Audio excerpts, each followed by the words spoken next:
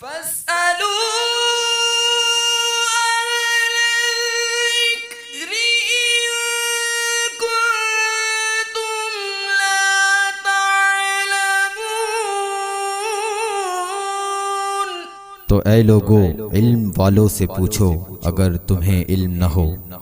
صلوا علی الحبیب صلی اللہ علی محمد صلی اللہ علیہ وسلم۔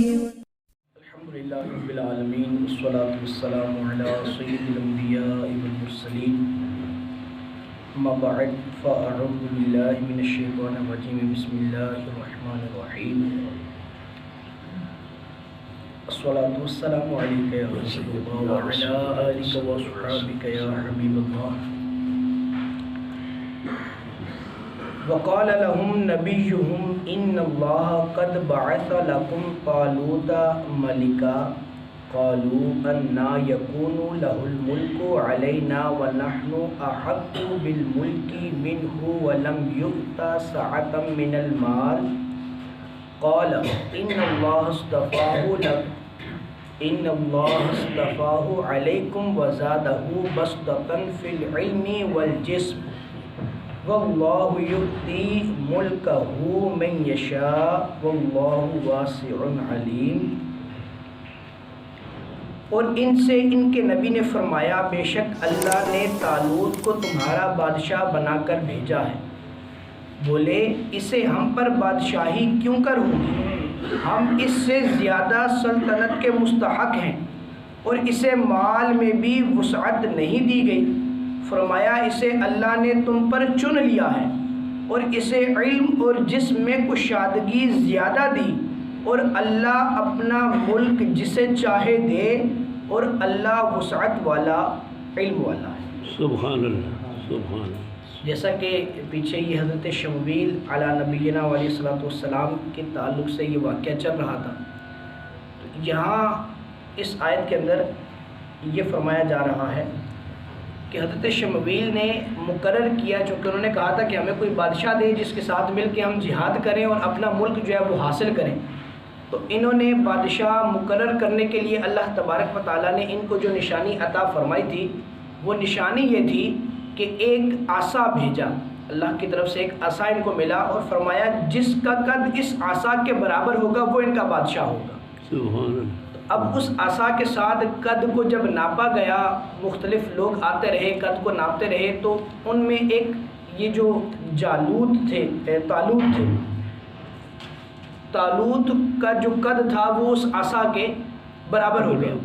اب جب حضرت شمویل نے کہا کہ یہ تمہارے بادشاہ ہیں، تو بنی اسرائیل کی اس معاملے میں یہ پہلی نافرمانی تھی۔ انہوں نے بحث کرنے لگے آگے سے کہ یہ کیسے ہو سکتا ہے کہ ان کو بادشاہ بنایا جائے جن کے پاس جو ہے وہ مال و دولت ہی نہیں ہے، بادشاہ کے پاس تو مال و دولت تو نہیں چاہیے، اور ہم اس سے زیادہ امیر ہیں تو اس سے زیادہ تو بادشاہی کے حق ہم رکھتے ہیں۔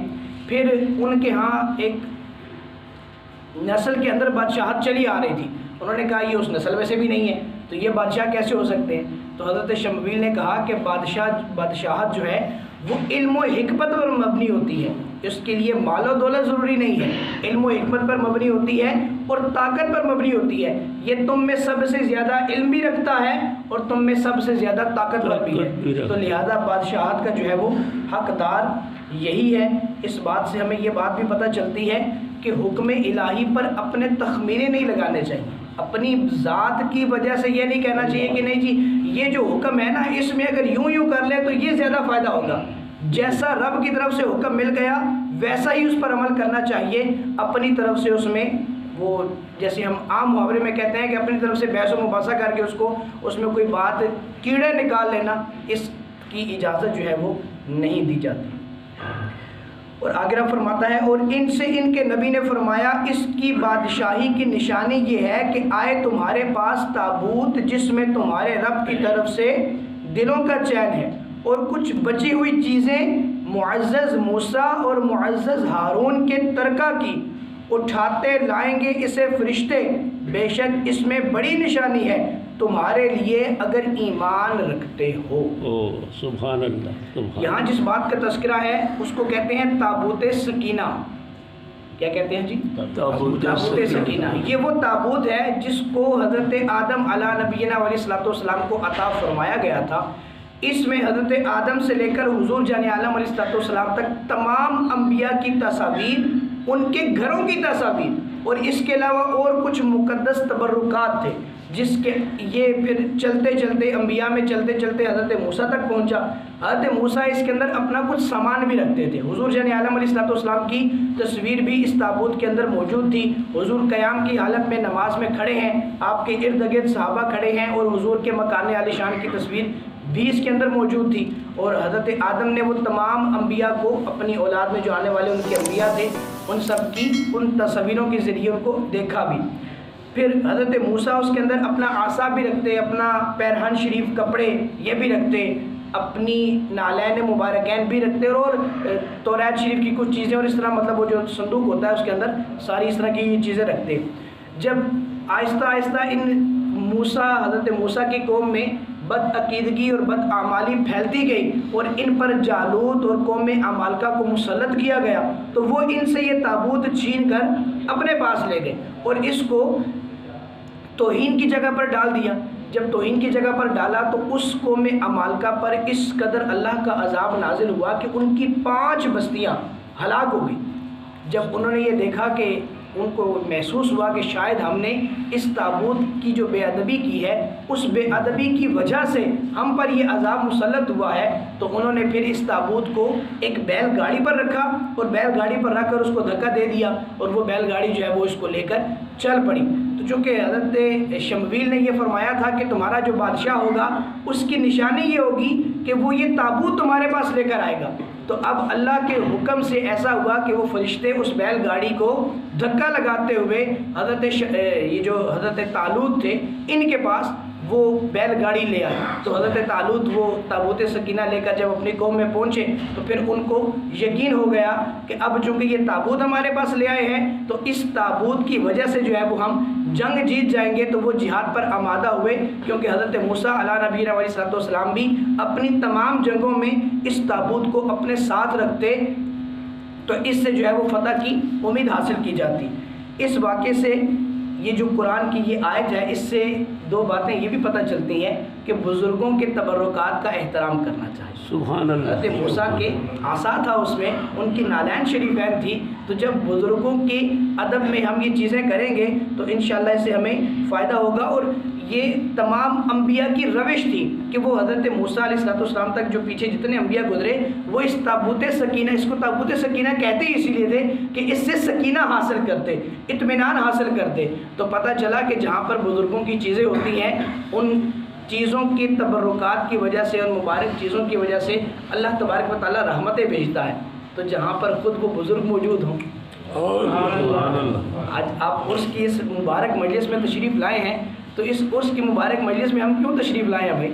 اس لیے کہ ایک اللہ کے ولی یہاں پر موجود ہیں صاحب مدار ہو کر، دوسرے اللہ کے ولی یہاں پر موجود ہیں زندگی کے ساتھ متصف ہو کر. تو ان دونوں بزرگوں سے برکت حاصل کرنے کے لیے دعائیں ہم، جہاں پر اللہ کے نیک لوگ موجود ہوتے ہیں وہاں پر اللہ کی رحمتیں نازل ہوتی ہیں. ان رحمتوں میں سے حصہ لینے کے لیے ہم بھی یہاں پر موجود ہیں. تو جب بھی آئیں نہایت ادب و احترام کے ساتھ آئیں. بزرگوں کے جتنے بھی تبرکات ہوں یا وہ خود بزرگ موجود ہوں، انتہائی ادب کے ساتھ ان کے سامنے زیادہ سوال مت کیا کریں. حضرت مولانا روم مثنوی شریف میں فرماتے ہیں کہ ایک شخص جو ہے وہ آپ کے پاس آیا اور آ کر کہنے لگا کہ فقیر کون ہوتا ہے. مولانا روم نے اس کو جواب نہیں ارشاد فرمایا، خاموش ہو گئے. پھر اس نے دوسری دفعہ پوچھا کہ فقیر کون ہوتا ہے، آپ نے پھر بھی جواب نہیں دیا. تیسری بار پھر پوچھا گیا، آپ نے پھر بھی جواب نہیں دیا. آپ کچھ دیر بعد مجلس سے اٹھ کر چلے گئے. جب آپ چلے گئے تو اس کے بعد ان کے ایک شاگرد مولانا صدری وہ وہاں پر موجود تھے. اس شخص نے ان سے پوچھا کہ مجھے مولانا نے جواب کیوں نہیں ارشاد فرمایا کہ فقیر کون ہوتا ہے. تو آپ نے فرمایا کہ یہ جواب ہی تو دے گئے، تمہیں جواب ہی تو دے گئے. نے کہا کیسے جواب دیا، مجھے سمجھ نہیں آئی. انہوں نے کہا کہ فقیر وہ ہوتا ہے جو علم کے سمندر پی چکا ہوتا ہے لیکن اس کے باوجود وہ اس کا منہ سے اپنے آپ سے اس علم کا اظہار نہیں کرتا.